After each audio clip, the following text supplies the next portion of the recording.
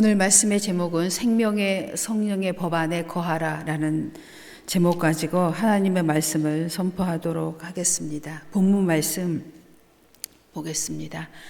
만일 너희 속에 하나님의 영이 거하시면 너희가 육신에 있지 아니하고 영에 있나니 누구든지 그리스도의 영이 없으면 그리스도의 사람이 아니라 또 그리스도께서 너희 안에 계시면 몸은 죄로 말미암아 죽은 것이나 영은 의로 말미암아 살아있는 것이니라. 예수를 죽은 자 가운데 살리신 이의 영이 너희 안에 거하시면 그리스도 예수를 죽은 자 가운데 살리신 이가 너희 안에 거하시는 그의 영으로 말미암아 너희 죽을 몸도 살리시리라. 아멘. 여러분 요즘에 TV나 유튜브나 여러 가지 채널을 통해서 인기 소통 관계 하시는 강사분이 한 분 계시는데 누구냐면 김창욱 교수라고 있습니다. 한번 들어보신 분들은 계실 거예요, 많이. 엄청 웃기시는 분이에요. 근데 그분이 최근에 무슨 병이 걸렸냐면 알츠하이머의 병에 걸렸습니다. 자기 집 주소, 전화번호를 기억을 못 해요. 그래가지고 이제 치료를 받고 있는 중인데 담당 의사 선생님이 정신과 치료죠. 담당 의사 선생님이 자기가 갔는데 굉장히 당황스러워 하시더래요. 왜냐하면 자기의 찾아오는 많은 우울증 환자들과 정신증 치료를 받고 있는 환자들에게 당신을 소개했다는 겁니다. 김창욱 강사님의 채널을 도움을 받았으면 좋겠다. 굉장히 도움이 될 것이다. 이렇게 얘기를 했는데 본인이 지금 치료를 받으러 이 담당 정신과 의사에게 찾아온 거예요. 이 김창욱 교수가 이 상황을 자기가 너무 당황스러워서 어떻게 얘기를 해야 할지 자기가 지금 굉장히 당황스럽다고 이렇게 얘기를 합니다. 그렇겠지요. 건강하던 사람이, 자기 관리가 완벽하다고 했던 사람이 엄청난 질병에 걸린 겁니다. 그래서 이 원인이 어디에 있는가 자기가 깊이 생각을 해봤다는 거예요. 해봤는데 두 가지 원인을 자기가 스스로 이제 발견을 했다고 합니다. 어떤 원인이냐면 자기가 어렸을 때 이제 제주도가 고향인데 제주도에서 서울로 올라온 배경이 있대요. 그 배경이 뭐냐면 그 가정 환경이 굉장히 안 좋잖아요. 아버지가 귀머거리입니다. 듣지를 못한 장애인인 거죠. 그런 가정에서 태어나서 이 아버지가 귀가 이렇게 잘 들리지 않는 사람들은 말 표현도 굉장히 잘 못하잖아요.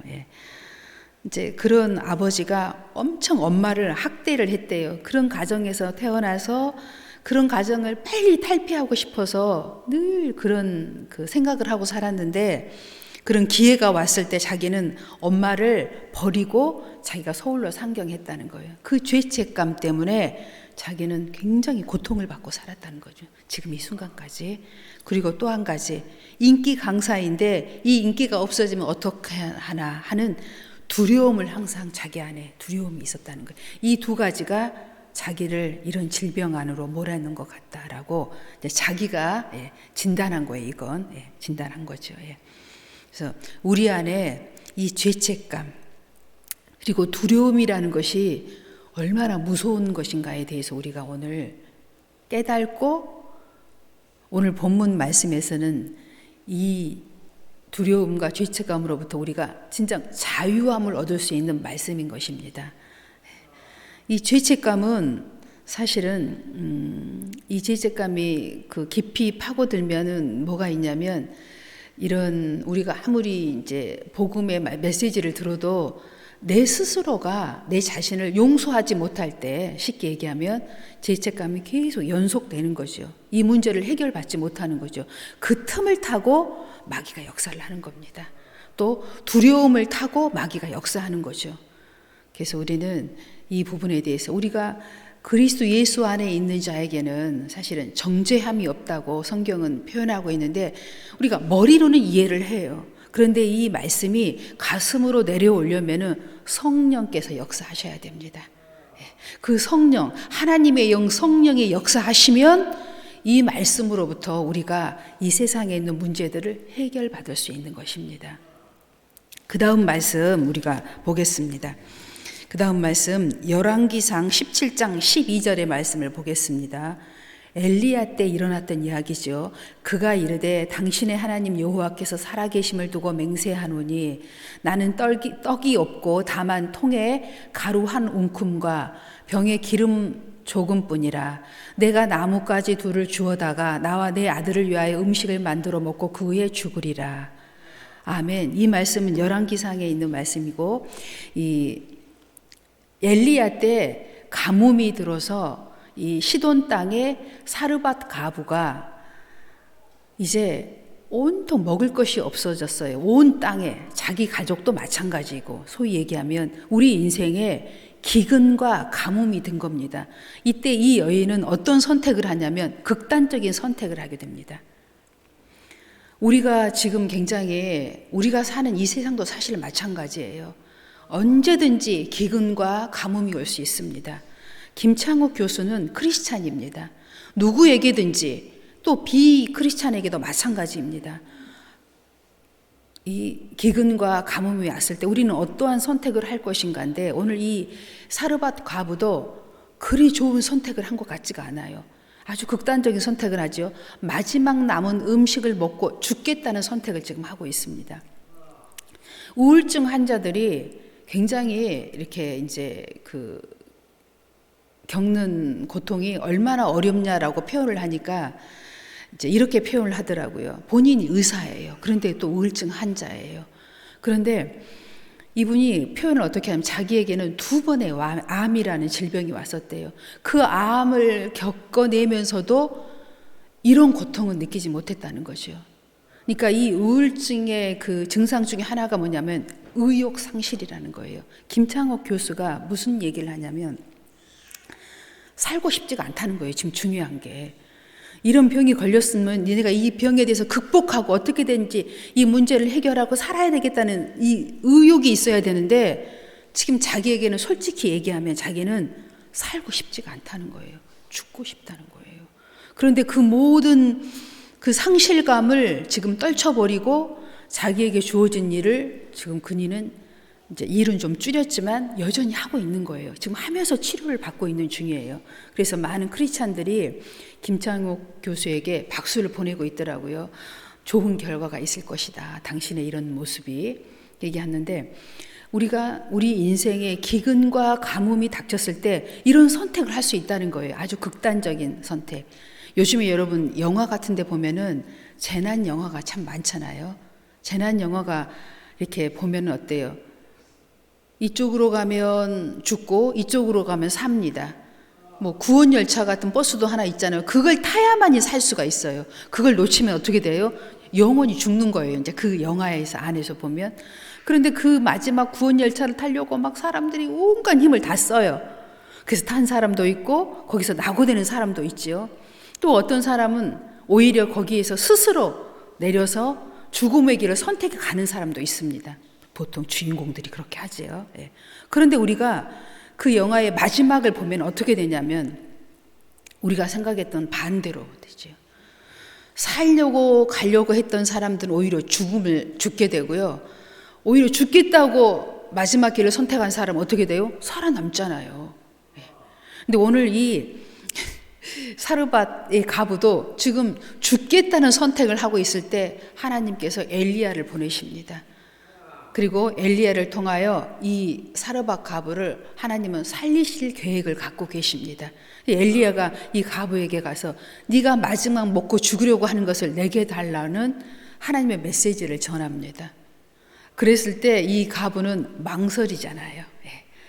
맨 처음은 망설이지만 결국은 어때요? 엘리야에게 꺼내주죠. 그리고 그 가부는 이 가뭄에서 구원받게 됩니다. 우리 크리스찬들이 이런 엄청난 삶의 기근과 가뭄을 맞닥뜨렸었을 때 우리는 어떠한 선택을 할 것인가, 우리가 오늘 깊이 한번 생각을 해보아야 할 것입니다. 그리고 오늘 우리에게 하나님이 주신 이 본문 말씀을 통해서 우리가 깊이 깨달아야 돼요. 우리는 반드시 영을 선택해야 한다는 것입니다. 생명의 성령의 법을 선택할 때 우리의 살 길이 열린다는 것입니다. 우리는 여러 여러 채널들을 통해서 이미 많이 봤어요. 여러분 그 재난 영화나 그 2차 세계대전 이후에 막 일어난 그 영화 같은 데 보면 어때요? 마지막에 먹을 것을 막 찾아 헤매다가 그 통조림 하나 정도를 발견하는 거 많이 여러분 기억이 나지요? 예. 근데 이 통조림을 따려고 하는데 도구가 없는 거예요. 근데 어렵게 찾아가지고 이제 통조림을 땄는데 따고 보니까 주위에 누군가가 더 배고픈 사람이 춤을 꼴딱꼴딱 삼키고 있다거나 아니면 적군이 바로 자기 눈앞에 있는 거예요. 전쟁 때는 또 기근 때는 막 이제 그랬을 때 우리가 어떤 선택을 할 것이냐는 거죠. 내가 그거 혼자 먹고 죽음을 선택할 것인가 아니면 나눠 먹고 그 다음은 희망을 선택할 것인가. 근데 영화에 보면 어떻게 됩니까? 혼자 먹겠다고 하는 사람은 죽고 나눠 먹는 사람은 삽니다. 새로운 길이 열려요. 그러니까 이게 세상 드라마도 마찬가지고 영화도 마찬가지입니다. 그런데 하나님께서는 우리 성경을 통해서 정확한 해답을 주고 있어요. 이런 상황과 현상이 우리 앞에 왔을 때 하나님께서는 육을 선택하지 말고 영을 선택하라고 우리에게 선택할 수 있는 길을 우리에게 확실히 메시지를 줍니다. 승한이도 잠을 안 자네요. 예. 우리가 그러니까 이제 오늘 본문의 말씀처럼 생명의 성령의 호흡이 우리 안에 들어오면은 이제 살 길이 열리고 하나님이 보이는 거죠. 그 전에는 이 상황만 보이고 죽을 길만 보이는 거예요. 그 길만 선택하게 되는 거죠. 그래서 우리는 반드시 우리가 어떠한 선택을 하고 어디에서 어떻게 머물러야 할 것인가에 대해서 오늘 말씀을 통해서 여러분의 확실한 선택이 이루어지기를 바랍니다. 그 다음 말씀 요한복음 보겠습니다. 14장 20절의 말씀입니다. 그 날에는 내가 아버지 안에 너희가 내 안에 내가 너희 안에 있는 것을 너희가 알리라. 아멘.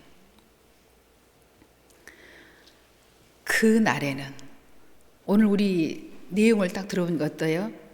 정말 그 기근과 가뭄과 심한 고난의 그 날에는 마지막 날에는 너희가 진정 아버지가 내 안에 내가 너희 안에 있는 것을 알게 되리라 라고 하나님 말씀하셔요. 그럼 어떻게 이걸 우리가 알 수 있어요? 성령의 소욕을 따를 때 하나님께서 내 안에 살아 움직이는 것을 너희가 깨닫게 되리라는 것입니다. 그러니까 육신을 선택하면 하나님 내 안에 있는 것을 우리가 늘 느끼지 못해요. 여러분이 항상 어려움에 처했을 때 영을 선택했을 때 비로소 우리는 내 안에 하나님이 계심을 깨닫게 됩니다. 그런데 항상 내가 육신을 선택하고 있으면서 하나님은 내 안에 있는지 없는지 모르겠다라고 우리가 늘 표현을 하지요. 방금 신유자 강도사님께서 사실은 하나님께서 감동을 주셔서 우리 신유자 강도사님을 간증하도록 제가 이렇게 부탁을 드렸는데 제가 생각했던 것과 하나님이 딱 이렇게 말씀하시는 내용하고는 참 다르네요. 예. 저는 이제 달라요. 이게 하나님이 하시는 거죠. 다른데 저희 이제 목사님 얘기까지 꺼냈는데 목사님은 상담을 하러 오거나 이제 이렇게 대화 도중에요. 이야기를 하면 여러분이 참 놓치기 쉬운 부분이에요. 너무 쉽게 얘기를 합니다. 너무 간단하게 얘기를 해요. 너무 자연스럽게 흘러가듯이 얘기하니까 진지하게 듣질 않아요. 그냥 목사님은 성령께서 하시는 말씀 물 흐르듯이 그냥 자연스럽게 그냥 얘기를 하는데 막 그 말이 막 힘을 주고 막 진짜인 것처럼 막 믿어라 이렇게 얘기 안 하니까 안 믿는 거 그것이 아닌 것처럼 여러분이 느껴지시는데 사실은 목사님은 뭔말 이렇게 툭툭 흘리실 때 그냥 성령께서 하시는 말씀 자연스럽게 흘리십니다. 예. 그냥 처음에 저를 만났을 때부터 지금까지 그러시는 것 같아요. 예. 옆에 있으니까 늘 느끼죠. 제가 그래서 자연스럽게 저는 믿음을 갖게 됐어요. 뭐 하나님의 전적인 은혜이지만 그 목사님의 그런 그 자연스러움이 굉장히 제 신앙생활에 엄청난 도움을 많이 줬던 것 같아요. 그냥 평상시에 살면, 물론 육신의 모습도 많이 있으세요. 뭐 완벽한 사람이 그런 게 아니라 우리는 모두가 죄인이에요. 우리는 율법 앞에 죄 없는 사람이 없습니다. 그런데 늘 저도 그 신앙을 가진 이후로는 늘 긍정적인 면을 보고 긍정적인 부분을 통해서 신앙을 늘 소유하려고 항상 생각을 하지요. 이런 생각, 부정적인 생각을 했다고도 금방 해석을, 믿음의 해석을 바로 합니다. 그렇게 할 때 마음에 평안이 오고 성령께서 하시는 말씀이 들려옵니다. 그래서 오늘 여러분께서 꼭 해야 할 말이 드리고 싶은 말씀이 어떤 말씀이냐면, 성령의 소욕을 따를 때 성령의 음성이 들려요. 근데 여러분은 항상 그 반대로 나는 육신의 생각을 지금 하고 있으면서 성령의 소욕을 들으려고 하니까 들리지를 않는 겁니다. 여러분이 오늘부터 생각을 바꾸시면 돼요. 오늘 이 사르밧 바브가 엘리야의 메시지를 듣고 사실은 처음에는 머뭇거렸지만, 엘리야가 어떤 선지자입니까? 얼마나 강력한 선지자잖아요. 그 강력한 기름 부음 앞에 절대로 순종을 통해서 가뭄을 이겨내는 말씀이잖아요. 그처럼 여러분께서도 오늘 여러분에게 닥치는 여러 가지 어려움들이 있는데, 이 문제를 해결하려면 여러분이 먼저 성령 안에 거한다는 것을 내가 인정하고 성령 안에 순종하시면 그 다음에 성령께서 인도를 하십니다. 성령은요 우리를 강제로 이끌질 않으세요. 그게 다른 점입니다. 악한 영과 우리 선한 영, 하나님의 영은 다른 점이 그거예요. 우리를 강제로 억지로 절대 이끌지 않으십니다. 순수하게 우리 어떻게 해요? 선택에 의해서. 하나님 먼저 우리에게 은혜를 주십니다. 그리고 그 다음은 선택에 맡기게 하십니다.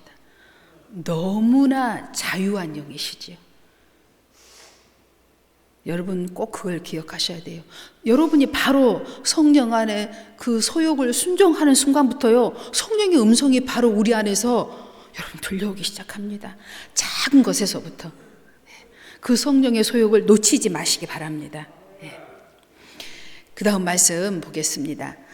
로마서 8장 1절에서 2절입니다. 그러므로 이제 그리스도 예수 안에 있는 자에게는 결코 정죄함이 없나니, 이는 그리스도 예수 안에 있는 생명의 성령의 법이 죄와 사망의 법에서 너를 해방하였습니다. 아멘. 그래서 성령의 법 안에 거하는 사람들은요 어때요? 정죄를 하지 않습니다. 이 정죄하는 법은 율법이지요. 사망의 법이 우리 안에, 율법은 어때요? 우리를 사망에 이르게 합니다. 왜 사망에 이르게 하나요? 죄를 지적하기 때문에, 죄를 드러내기 때문에 우리를 사망으로 인도해요. 그런데 이 생명의 법, 은혜의 법, 십자가의 법은 어때요? 우리를 정죄로부터 자유하게 하는 것입니다. 그래서 우리를요 늘 자유하게 해요. 이 성령의 법이 우리 안에 들어오면 어때요? 회개도 더 쉽게 할 수 있게 하십니다. 죄를 지어도 바로 회개할 수 있는 마음을 주셔요. 어렵지 않아요. 회개할 때 이 성령께서 우리를 늘 주장해 주시면, 그래서 우리는요 이 성령 안의 법이 우리 안에 계속 우리를 주장할 수 있도록 성령에 순종하는 훈련이 매우 필요합니다. 예를 들어서 너무 식상한 이야기고 하는 얘기지만, 내가 오늘 예배 시간이에요. 그런데 지금 여러 가지 조건 때문에 예배를 갈 수가 없어요. 우리는 세상에 살기 때문에 항상 예배를 갈 수 있도록 막 고속도로가 깔려 있는 게 아니잖아요. 그런데도 한쪽에서는 예배를 드려야 되겠어요. 근데 방해하는 요소들이 많이 있어요. 그럼에도 불구하고 성령의 소욕을 따를 때 성령께서는 그 다음을 역사하신다는 얘기입니다. 여러분이 이런 상황에 닥쳤을 때 정말 오늘 제가 여러분에게 한 말씀을 꼭 기억하시고 성령의 소욕을 한번 순종해 보십시오. 그 다음에 성령께서 역사를 하십니다. 그 다음 말씀, 마지막 말씀입니다. 보겠습니다. 5절에서 8절입니다. 육신을 따르는 자는 육신의 일을, 영을 따르는 자는 영의 일을 생각하나니. 여기에서 육신을 따르는 자, 육신이 뭐냐면 죄와 사망의 법을 얘기하고 있습니다. 율법을 얘기해요. 그 다음에 영의 생각은 뭐예요? 생명의 성령의 법을 얘기하고 있어요. 자유의 영입니다. 우리에게 자유하게 하는 영이 역사하는 것입니다. 그래서 여러분, 나는 왜 안 될까? 나는 왜 기도하면 응답이 잘 안 되지? 여러분, 오늘 김창욱 교수가 두 가지 있죠. 죄책감, 두려움. 이 문제를 말씀으로 여러분이 수학 문제를 풀듯이 스스로 풀어내야 합니다. 이걸 말씀에 의지해서 오늘 들은 말씀을 상고하면서 풀어낼 때 여러분에게 자유가 찾아오고 그 자유가 여러분의 평안을 주고 평안이 임할 때 질병을 치료받고 혹 치료받지 못한다 할지라도 질병이 있어도 평안과 자유를 누릴 수 있습니다. 생명의 성령의 법이 나를 주장하면. 여러분, 꼭 우리가 질병에서 치료받아야만이 천국 갑니까? 평안을 누립니까? 아니에요. 질병이 있어도 사도 바울은 평안했고 사명을 감당했고 부름의 상을 받았고 감사했습니다. 제가 목사님하고도 나눈 그 대화 중에 하나예요. 이 말씀이. 왜 우리는 질병에 걸렸을 때 치료받지 못하면 우리 스스로 이런 말에 우리를 결박하려고 할까? 바울도 응답받지 못했는데 나도 응답받지 못할 수 있어. 거기에 비유하지 마십시오. 바울은요, 응답받지 못했어도 자유와 평안이 있었습니다. 그게 바울의 믿음의 수준이에요. 근데 우리는 응답받지 못했을 때 자유와 평안이 없는데도 불구하고 바울의 믿음을 내한테 맞추려고 하면 안 됩니다. 그건 내 믿음이 아니에요. 내 믿음의 수준이. 내 믿음의 수준은 질병을 치료받아야 되고 그리스도의 평강이 나를 계속 주장해 줘야 돼요. 그러면 여러분 해결받아야 되는 것입니다. 그것이 하나님의 뜻이고 예수 안에 있는 그리스도인들의 삶입니다. 99%가. 우리가 예수 믿다가 누구든지 기근과 가뭄과 어려움과 전쟁과 고통과 고난을 받을 수 있지만 우리는 또한 그리스도 안에서 이 문제 또한 해결받을 수 있고 받지 못한다 할지라도 믿음이 하나님의 뜻 안에서 이 문제를 통하여 더욱 성숙한 믿음을 가질 수 있다는 것을 여러분이 믿게 되시길 바랍니다. 육신의 생각은 하나님과 원수가 되나니 이는 하나님의 법에 굴복하지 아니할 뿐 아니라 할 수도 없습니다. 육신에 있는 자들은 하나님을 기쁘시게 할 수 없느니라. 아멘. 이제 여러분께서는 오늘 말씀을 듣는 여러분 오늘 선택해야 합니다. 무엇을 선택해야 합니까? 생명의 성령의 법을 선택할 때 여러분 한 차원 다른 성령의 세계를 체험하게 되실 줄로 믿습니다. 아멘. 지금 여러분이 만족함의 한계를 누리고 한 단계를 나아가지 못하면 어때요? 온수 마귀의 올무에 우리가 혹 걸릴 수 있습니다. 왜요? 우리는요 하나님의 형상을 가진 사람들이에요. 계속 우리는 성장해야 합니다.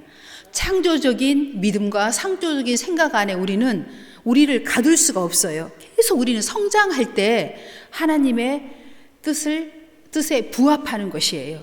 지금 이 순간에 우리가 만족해버리면 어때요? 우리는 마귀의 올무에 우리는 걸리게 됩니다. 여러분, 이 순간이 만족이 아니에요. 우리는 계속 성장해 나가야 합니다.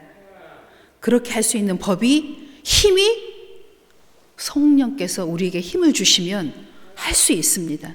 우리가 하는 것이 아니에요. 여러분, 뭐하고 똑같냐면 요즘에 여러분 축구 선수 하면 손흥민 선수를 다 좋아하잖아요. 네. 근데 그 손흥민 선수가 그렇게 볼을 잘 넣을 수 있는 이유가 있더라고요. 물론 특별한 DNA도 타고난 겁니다. 그러지 않고서는 연습만 가지고 그렇게 안 돼요. 그런데 그 특별한 DNA 플러스 알파에 무엇이 있는가 봤더니 세상에 저녁에 자기 전에 모든 선수들이 똑같이 훈련을 마치고 난 다음에 그가 하는 훈련이 있는데 1000개의 골을 슈팅하는 것을 연습하고 잠자리에 들어간답니다. 그것도 부족해서 20m를 왕복으로 자기가 만족할 때까지 하고 침실에 들어간답니다. 여러분, 그 슈팅이 그냥 나오는 게 아니에요. 내가 그만한 믿음을 원한다면, 예를 들어서 나는 손흥민 선수 같은 정도의 0.1% 소위 얘기하면 그 정도의 크리스찬 안에 들어가고 싶다면 여러분 노력해야 합니다. 훌륭한 DNA 플러스 우리는 DNA를 갖고 있죠. 어떤 DNA? 예수의 DNA를 갖고 있잖아요. 그 DNA에 플러스 노력이 필요합니다. 그리고 예수 안에 반드시 내 소속이 분명해야 돼요. 예수 안에, 하나님 안에 반드시 거해 있다는 여러분의 확신이 필요합니다. 여러분, 예수 밖에 있는데 이런 능력이 나올 수 있을까요? 없습니다. 어떤 분이 이렇게 예를 들기도 하더라고요. 그 손흥민 선수가 그 구단에 있어서 빛을 내기도 하지만 이 평범한 동네 축구 선수가 자기 혼자 아무리 손흥민 선수처럼 노력한다고 그 선수가 될 수 있겠어요? 못해요. 근데 방법이 하나 있답니다. 손흥민 선수가 속해 있는 구단에 혹 들어가게 된다면 그 영광을 함께 나눌 수 있게 될 것이다. 자기가 볼을 손흥민에게 준다면 슈팅은 손흥민이가 할 거니까. 이게 무슨 얘기예요? 슈팅은 예수님이 하십니다. 성령께서 하십니다. 우리는 그 볼을 예수님께 드리기만 하면 되는 거예요. 그게 뭐예요? 믿음을 드리라는 얘기예요. 하나님 앞에. 행위로 하는 것이 아닙니다. 우리는 믿음을 보이는 거예요. 주님 앞에. 성령의 소욕 앞에 믿음을 드리는 거예요. 그렇게 했을 때 결과, 이 열매는 주님이 맺어주시는 것입니다. 오늘 여러분께서 오늘 하나님께서 주신 이 메시지를 정말 가슴 깊이 담고 앞으로의 남은 인생을 성령 안에서 열매를 맺으며 이 모든 기근과 가뭄과 전쟁과 고난의 문제를 예수 안에서 해결받게 될 줄로 믿습니다. 엘리야를 통하여 그 메시지를 주셔서 순종한 것처럼 오늘 저를 통해서 하나님께서 주신 메시지를 여러분이 평생토록 간직하고 순종한다면 문제가 하나씩 하나씩 해결되어질 줄로 믿습니다. 기도하겠습니다. 현재의 고난은